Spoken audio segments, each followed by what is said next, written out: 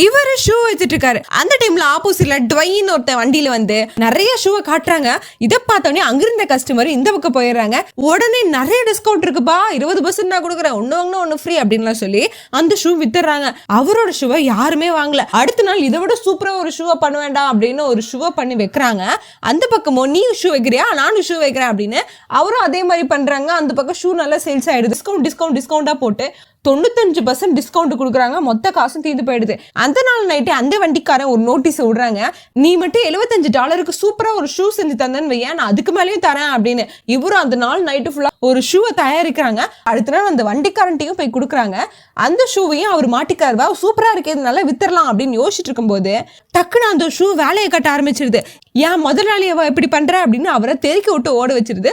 ஒருத்தரோட பொழப்ப யாருக்கு எடுக்க நினைச்சாலும் அவங்களுக்கு இதான் நிலைமை அப்படின்னு நான் நினைக்கிறேன். நீங்க என்ன நினைக்கிறீங்க அப்படின்னு கமெண்ட் பண்ணுங்க. மேலும் நெக்ஸ்ட் சந்திப்போம். டாடா, பை.